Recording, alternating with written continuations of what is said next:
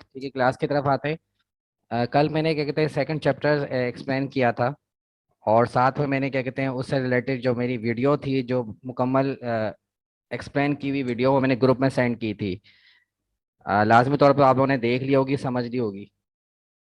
آج جو ہے کیا کہتے ہیں سورہ انفال جو حصہ ہے قرآن مجید، سورہ انفال کی طرف آتے ہیں۔ اس سے متعلق میں نے 1 سے لے کر 35 آیت نمبر 1 تا 35 اس کے آپ کو ہوم ورک کے طور پہ کوشچن آنسر میں نے بھیج دیے ہیں۔ آج تھوڑا اس کے ایکسپلینیشن کی طرف آتے ہیں، سورہ انفال کی طرف آتے ہیں۔ قرآن مجید کی سورت ہے، ٹھیک ہے۔ سب سے پہلے اس کا انٹروڈکشن یعنی تعارف کی طرف آتے ہیں۔ سورہ انفال مدنی سورت ہے، ٹھیک ہے۔ سن 2 ہجری یعنی اسلامک کیلنڈر جو اسلامی سال ہوتا ہے، جو ہجری سال کہلاتا ہے، اس ہجری سال کے سن 2 ہجری رمضان المبارک میں غزوہ بدر کے وقت نازل ہوئی۔ سورہ انفال کب نازل ہوئی؟ سن 2 ہجری میں رمضان المبارک کے مہینے میں غزوہ بدر کے وقت نازل ہوئی۔ اور آپ کو اس چیز کا علم ہونا چاہیے، یہ غزوہ بدر اسلام کی پہلی جنگ ہے، ٹھیک ہے۔ اور غزوہ بدر، اور آپ کو معلوم ہوگا اب چھوٹی سی شروع سے کلاسز پڑھتے ہوئے آئے اسلامیات میں، ایک جنگ کہلاتی ہے اور ایک غزوہ کہلاتی ہے۔ ہوتی تو یہ دونوں گروپ کے درمیان لڑائی کو کہتے ہیں، جنگ دونوں جنگیں کہلاتی ہیں، لیکن لفظ جو ٹرمینالوجی جو لغت میں لفظ غزوہ استعمال کیا گیا ہے، وہ اس لیے استعمال کیا گیا ہے، یہ وہ جنگیں ہیں جس میں حضور صلی اللہ علیہ وسلم نے خود قیادت کی ہے، یعنی وہ فرنٹ لائن میں آگے آ کے وہ خود قیادت کرتے تھے۔ یعنی جن جن جنگوں میں حضور صلی اللہ علیہ وسلم شامل تھے وہ غزوات کہلاتی ہیں۔ تو اسلام کی پہلی غزوہ ہے جسے غزوہ بدر کہتے ہیں۔ غزوہ بدر اس لیے کہا جاتا ہے کیونکہ یہ جو مکہ کا جو علاقہ ہے جو بدر کہلاتا تھا، بدر کا مقام کہلاتا تھا، وہاں پر یہ غزوہ ہوئی تھی، اس لیے غزوہ بدر کہلاتی ہے۔ اور رمضان المبارک کا مہینہ تھا، ٹھیک ہے۔ اور یہ غزوہ ہوئی تھی 17 رمضان المبارک والے دن، 17 رمضان، جسے ہم یوم الفرقان بھی کہتے ہیں۔ یوم الفرقان یعنی وہ دن جس میں اللہ تعالیٰ نے فرق یعنی تفریق پیدا کر دی تھی کہ کون حق پر ہے، کون باطل پر ہے، یعنی کون نیکی کے راستے پر ہے، کون بدی کے راستے پر ہے۔ فرقان فرق سے نکلا ہے تفریق کرنا، یعنی دونوں کے درمیان ڈفرنس کرنا، اس لیے یوم الفرقان کہلاتا ہے غزوہ بدر۔ اور اس کے علاوہ اس صورت میں اسلام و کفر کے پہلے غزوے پر مفصل تبصرہ کیا گیا ہے۔ مفصل یعنی تفصیل سے تبصرہ کیا گیا ہے، کس سے متعلق؟ غزوہ بدر کے متعلق، کیونکہ یہ اسلام کی پہلی جنگ تھی۔ اس میں ٹوٹل 10 رکوع ہیں اور 75 یعنی 75 آیات ہیں۔ انفال، لفظ انفال جو عربی کا لفظ ہے انفال، اس کے معنی ہے مال غنیمت۔ مال غنیمت اس کے معنی ہے، یعنی وہ مال پہلے دور میں جو غزوات ہوتی تھی، مسلمانوں کے دور میں جنگیں ہوتی تھیں، تو جب ایک گروہ دوسرے پر غالب ہو جاتا تھا، یعنی مسلمان اگر فتح یاب ہوتے تھے، جو کافروں کی طرف سے مال و اسباب ان کے قبضے میں آتا تھا، وہ جو جتنا مال و اسباب ہے وہ مال غنیمت کہلاتا تھا۔ کیا کہلاتا تھا؟ مال غنیمت۔ اس سے متعلق احکامات اللہ تعالیٰ نے اس صورت میں نازل کیے گئے کہ اس کو تقسیم کس طرح کرنا ہے، مال غنیمت کو، یعنی کسی کے ساتھ زیادتی بھی نہ ہو، اور انصاف کے ساتھ یہ مال غنیمت تمام مسلمانوں میں جو اس غزوہ میں شامل تھے وہ تقسیم کر دیا جائے، ان کی گھرانوں میں تقسیم کر دیا جائے۔ اس سے متعلق سارے احکامات اس سورہ انفال میں شامل ہے۔ اس صورت کی ابتدا میں مال غنیمت کا حکم سے اسٹارٹ ہوا ہے کیونکہ اس کی تقسیم کے بارے میں مسلمانوں میں باہم اختلاف ہو گیا تھا۔ یعنی ظاہر سی بات ہے جب مال آتا ہے تو ہر کسی کوئی جو ہے اپنے ذاتی طور پر چوائس کے اپنی ذاتی پسند کے مطابق تقسیم چاہتا ہے، تو اللہ تعالیٰ نے اس پر احکام نازل کر دیے تھے کہ اس طرح سے اس کی تقسیم کرنی ہے، یعنی کسی قسم کا کوئی اختلافات نہ ہو۔ اب آ جائیں غزوہ بدر کے اسباب، یعنی یہ جو اسلام کی پہلی جنگ ہے، یہ جنگ ہونے کا سبب کیا بنی تھی، کیا وجوہات، کیا پس منظر تھا کہ یہ جنگ ہو گئی تھی، اسٹارٹ ہو گئی تھی، اسلام کی پہلی جنگ ہوئی تھی، اس کے اسباب کیا تھے؟ قریش نے جب دیکھا کہ مسلمان تیزی کے ساتھ مدینے کی طرف ہجرت کر رہے ہیں، آپ کو پتہ ہوگا کہ جب قریش مکہ نے مسلمانوں اور خود حضور صلی اللہ علیہ وسلم کے لیے مکہ میں زندگی گزارنا مشکل کر دی تھی، تو حضور صلی اللہ علیہ وسلم اور باقیہ مسلمانوں نے مدینے کی طرف ہجرت کرنا شروع کر دی تھی۔ تو کیا ہوا، پھر قریش مکہ کو یقین ہو گیا کہ آن حضرت صلی اللہ علیہ وسلم بھی مدینہ ہجرت کر جائیں گے، کیونکہ پہلے مسلمانوں نے ہجرت کرنا شروع کر دی تھی، پھر ان کو لازمی طور پہ ان کے دماغ میں آ چکا تھا جب مسلمان وہاں ہجرت کرنا شروع کر رہے ہیں تو لازمی طور پہ حضور صلی اللہ علیہ وسلم کی ذات بھی مدینے کی طرف ہجرت کریں گے۔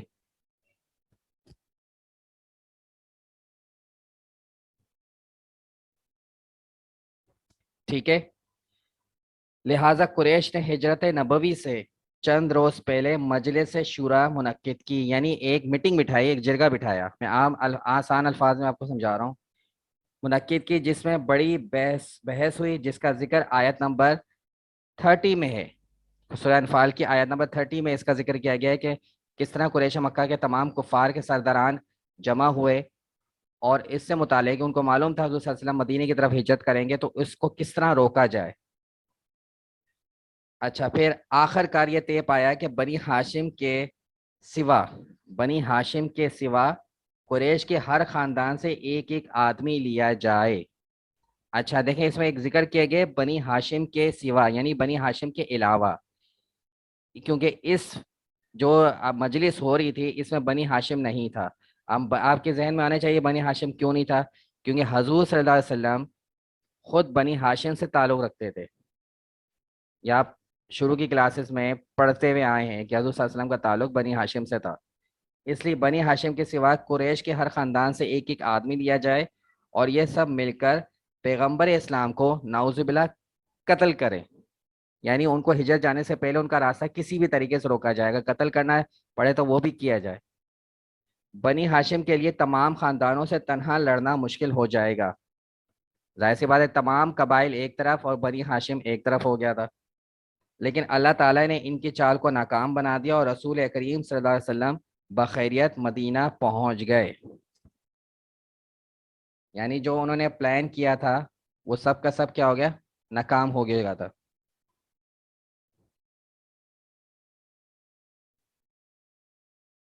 سب کو میری آواز سمجھ آ رہی ہے؟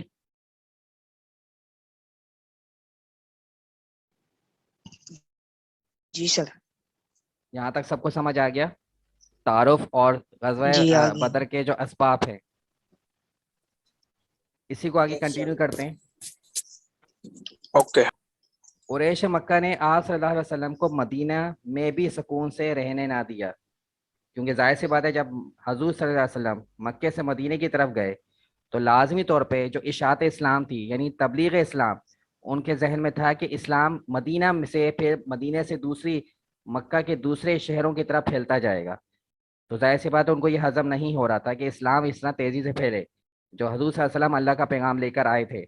تو اس لیے انہوں نے ان کو وہاں بھی سکون سے رہنے دیا، وہ مسلمانوں کو پنپتے ہوئے نہیں دیکھ سکتے تھے، یعنی وہ نہیں ان کو برداشت ہو رہا تھا کہ مسلمان مکہ سے مدینہ کی طرف گئے، وہاں سکون کی زندگی گزارے اور اسلام جو تیزی سے پھیلتا رہے، وہ ان کو برداشت نہیں ہو رہا تھا۔ وہ اسلام کو ہمیشہ کے لیے ختم کرنے کے لیے بہانے تراش رہے تھے۔ کون بہانے تراش کر رہے تھے؟ اہل قریش، یعنی جو کفار مکہ تھے۔ شعبان 2 ہجری قریش کا ایک بہت بڑا تجارتی قافلہ شام سے مکہ جاتے ہوئے جب مدینے کی حدود کے قریب پہنچا، شعبان کا ذکر کیا جا رہا ہے، مہینہ کون سا ہے؟ شعبان کی دوسری تاریخ۔ قریش کا ایک بہت بڑا تجارتی قافلہ، آپ کو معلوم ہونا چاہیے اس دور میں تجارت ہوتی تھی، یہ نوکریوں کا پیشہ نہیں ہوتا تھا، تجارت ہوتی تھی، مال ایک جگہ سے لے کے دوسری جگہ بیچا جاتا تھا۔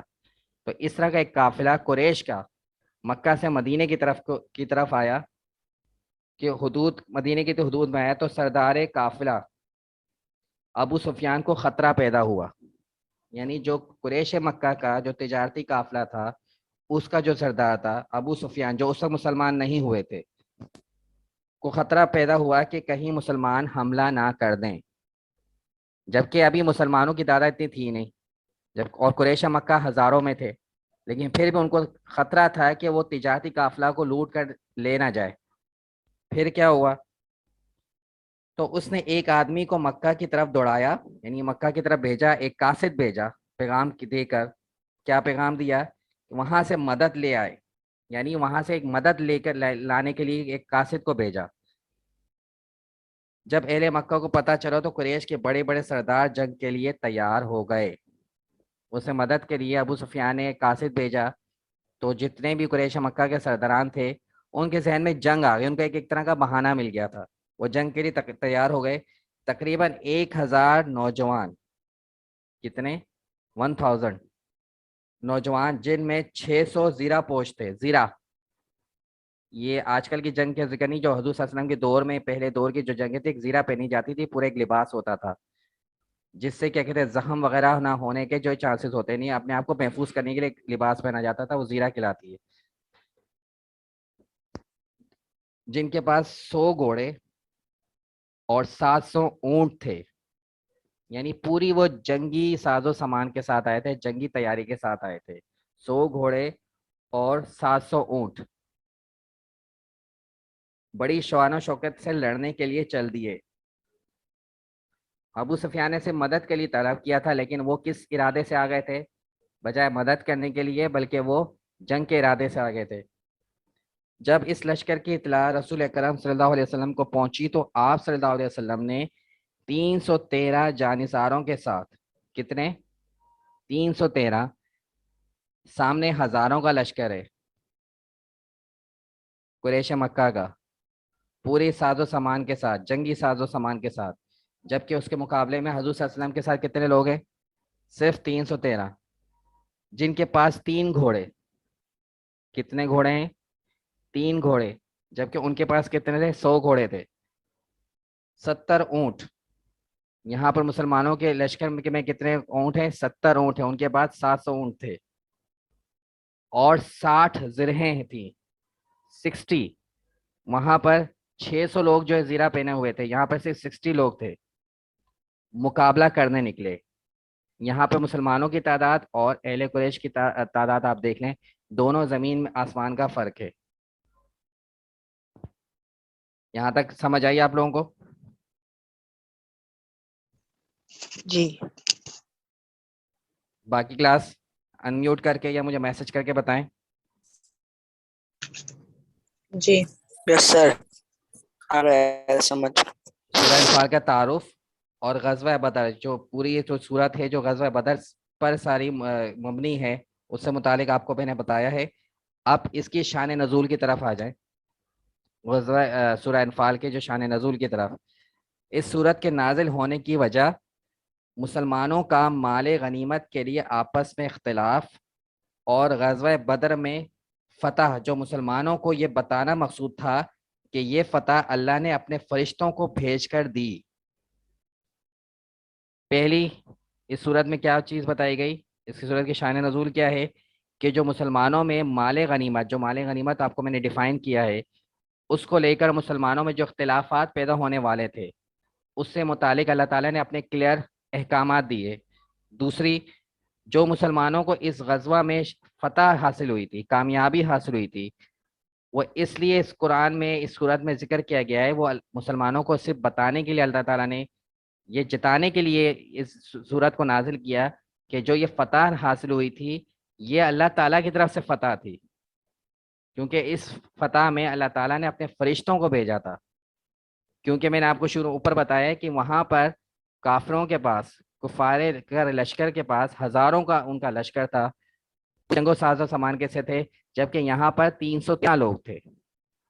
دونوں میں زمین آسمان کا فرق ہے، کہاں 313 کہاں ہزاروں کا. پھر بھی فتح حاصل ہوئی. تو اللہ تعالیٰ یہ بتانا چاہ رہا ہے وہ فتح جو ہے اللہ کی طرف سے تھی، کیونکہ اللہ نے اس جنگ میں، اس غزوہ میں فرشتوں کو بھیجا تھا. ورنہ مسلمانوں کے دل تو جنگ کے لیے تیار نہ تھے. ظاہر سی بات ہے، 313 وہاں ہزاروں کا لشکر. وہ ابو سفیان کے لشکر کو لوٹ کے مال و اسباب اکٹھا کرنا چاہتے تھے. ان کا ارادہ تھا صرف اور صرف جو ابو سفیان کا تجارتی قافلہ ہے صرف اس کو لوٹنا چاہتے تھے، وہ جنگ کے ارادے سے نہیں تھے مسلمان. جبکہ وہ جو ابو سفیان نے قاصد بھیجوا کر صرف مدد کے لیے طلب کیا تھا لشکر کو، وہ پوری جنگ کی تیاری کے ساتھ آئے تھے. لیکن پھر بھی فتح کس کے نصیب میں آئی؟ مسلمانوں کے نصیب میں آئی. سمجھ آیا کلاس یہاں تک؟ جی. کوئی کنفیوژن، کوئی سوال پوچھنا ہو تو مجھ سے پوچھ سکتے ہیں لائیو براہ راست. نو سر. کوئی کوشچن؟ نو.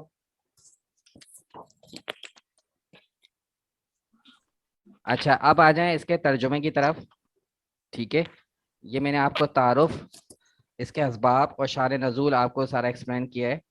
ٹھیک ہے، آپ کو پھر آپ میں اسکرین ایک شیئر کر رہا ہوں، اس میں پورا آسان ترجمہ ہے، وہ آپ ساتھ کے ساتھ سنتے بھی جائیں اور دیکھتے بھی جائیں، پڑھتے بھی جائیں، آپ کو سمجھ آتی جائے گی.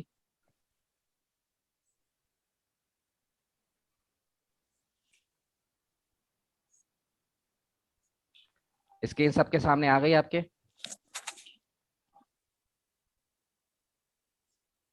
جی سر. جی سر. سب کو کلیئر نظر آ رہی ہے؟ جی. دیکھیں سورہ انفال کے شروع میں ٹاپ پر دیکھیں جہاں میرا کرسر موو کر رہا ہے، اس کی ڈیٹیل لکھی ہوئی ہے. سورت مکی سورت، ترتیب تلاوت 8، ترتیب نزولی 88، رکوع اس میں 10 ہے، آیات 75 ہیں، اور یہ سورت شروع ہوتی ہے 9ویں پارے سے لے کر 10ویں پارے تک. ٹھیک ہے، پہلی آیت کا ترجمہ دیکھیں. اے نبی مکرم صلی اللہ علیہ وسلم، آپ سے اموال غنیمت کی نسبت سوال کرتے ہیں. یعنی اس جملے کا مطلب یہ ہے کہ جو مسلمان جو ہے، اموال غنیمت یہ مال کی جمع ہے، اموال مال کی جمع ہے، یعنی مسلمان جو حضور صلی اللہ علیہ وسلم سے مال غنیمت کے متعلق سوال کرتے ہیں، اللہ تعالیٰ فرما رہا ہے کہ آپ مسلمانوں سے کہہ دیں کہ مال غنیمت کے مالک اللہ اور اس کے رسول ہیں. کون ہیں؟ اللہ اور اس کے رسول ہیں. یعنی جو مسلمان حضور صلی اللہ علیہ وسلم سے سوال پوچھتے تھے کہ مال غنیمت کی تقسیم کیسے ہو، مال غنیمت کا مالک کون ہے، تو اللہ تعالیٰ نے کلیئر حکم دیا ہے حضور صلی اللہ علیہ وسلم کو کہ مسلمانوں سے کہہ دیں کہ مال غنیمت کا مالک صرف اور صرف کون ہے؟ اللہ اور اس کے رسول ہیں. آگے دیکھیں، سو تم اللہ سے ڈرو اور اپنے باہمی معاملات کو درست رکھا کرو. اس سے متعلق اللہ تعالیٰ باقاعدہ تنبیہ کر رہا ہے مسلمانوں کو کہ مال سے متعلق اللہ سے ڈرو اور باہمی معاملات کو درست رکھو. باہمی یعنی ایک دوسرے سے جو اختلافات ہیں اس کو ختم کر کے محبت کے ساتھ رہو، اور اللہ اور اس کے رسول صلی اللہ علیہ وسلم کی اطاعت کیا کرو اگر تم ایمان والے ہو. یہاں پر اطاعت کا ذکر کیوں کیا گیا؟ کہ اللہ نے جو مال غنیمت کے متعلق جو حکم دے دیا ہے کہ اس کا مالک صرف اور صرف اللہ اور اس کے رسول ہیں، تو جب یہ حکم آ گیا ہے تو اب مسلمانوں پہ لازمی ہو گیا ہے کہ اس حکم کی اطاعت کی جائے. اور اطاعت کرنے کا طریقہ کیا ہے؟ اللہ اور اس کے رسول کے حکم کی اطاعت کی جائے. ٹھیک ہے، دوسری آیت پہ آ جائیں. ایمان والے تو صرف وہی لوگ ہیں کہ جب ان کے سامنے اللہ کا ذکر کیا جاتا ہے تو ان کے دل اس کی عظمت و جلال کے تصور سے خوفزدہ ہو جاتے ہیں. یعنی جو اصل ایمان والے ہیں وہ ان کے سامنے جب اللہ کا ذکر کیا جاتا ہے تو ان کا دل ڈر خوف، ان کے اللہ تعالیٰ دل میں جو ہے اللہ تعالیٰ کا دل میں خوف پیدا ہو جاتا ہے. اور جب ان پر اس کی آیات تلاوت کی جاتی ہیں تو وہ کلام محبوب کی لذت انگیز اور حلاوت آفریں، یعنی جب تلاوت کی جاتی ہے تو جو مومن ہے اس کو ایک سرور حاصل ہوتا ہے، ایک تسکین حاصل ہوتی ہے، ایک سکون حاصل ہوتا ہے. یہی وجہ ہے کہ آپ کو پتہ ہے کہ ہم قرآن مجید 1000 دفعہ پڑھتے ہیں، ہم بور نہیں ہوتے بنسبت دوسری کتابوں کے.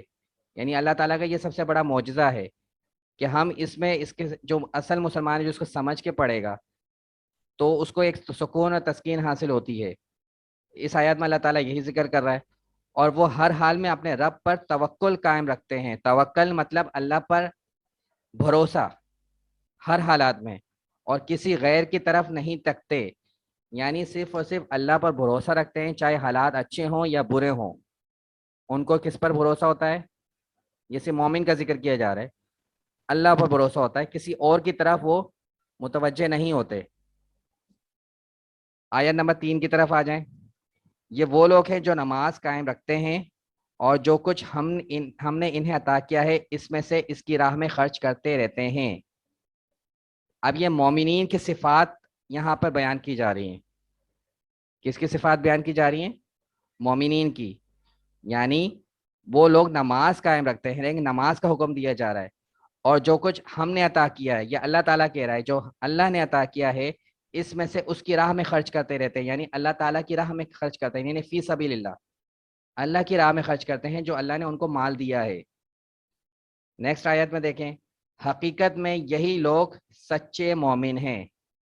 اوپر صفات بتائی گئیں, اب نیچے اس میں تصدیق کی جا رہی ہے.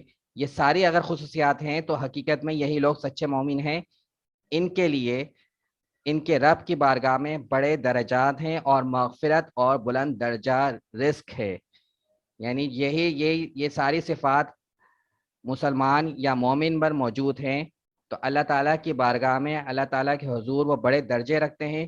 ان کے لیے مغفرت ہے اور بہت وسیع رزق اللہ تعالیٰ نے ان کے لیے مہیا کیا ہوا ہے. یہاں تک سمجھ آیا کلاس؟ جی سر. جی. اب آخری آیت کا ترجمہ آپ کو انتظام ڈیفائن کر رہا ہوں. جی سر. 5ویں آیت, اے حبیب یعنی حضور صلی اللہ علیہ وسلم سے کہا جا رہا ہے جس طرح آپ کا رب آپ کو آپ کے گھر سے حق کے عظیم مقصد کے ساتھ جہاد کے لیے باہر نکال لایا, حالانکہ مسلمانوں کا ایک گروہ اس پر ناخوش تھا. اس پہ ذکر کیا جا رہا ہے جو حضور صلی اللہ علیہ وسلم کو اللہ تعالیٰ کی طرف سے حکم ہوا کہ ایک عظیم مقصد کے لیے یعنی اسلام کے لیے جہاد کے لیے باہر نکلا جائے. حضور صلی اللہ علیہ وسلم اپنے جو 313 مسلمانوں کو لے کر آئے تھے وہ ایک عظیم مقصد تھا, جہاد تھا, جو اللہ تعالیٰ کے حکم سے حضور صلی اللہ علیہ وسلم وہ 313 ساتھیوں کو لے کر نکلے تھے, جبکہ مسلمانوں کا ایک گروہ اس پر ناخوش تھا. اچھا, یہ والی لائن ہے, اس کا انشاءاللہ میں آپ کو کل یعنی پرسوں اس کو ڈیفائن کروں گا, یہ کون سا گروہ تھا جو اس پر ناخوش تھا. ٹھیک ہے, سمجھ آ رہی ہے؟ آواز آ رہی ہے سب کو؟ جی. اس کو میں ڈیٹیل میں آپ کو ڈیفائن کروں گا سیٹرڈے والے دن. یہ جو ذکر کیا جا رہا ہے مسلمانوں کا ایک گروہ اس پر ناخوش تھا. ٹھیک ہے, انشاءاللہ اس کو سیٹرڈے کو اس میں بڑی ڈیٹیل میں بات کی جا سکتی ہے. اور وہ 313 مسلمان کیوں رہ گئے جبکہ حضور صلی اللہ علیہ وسلم مدینہ میں ہجرت کر گئے تھے اور مدینہ میں اسلام تیزی سے پھیل رہا تھا, تو یہ 313 ہی مسلمان کیوں تھے؟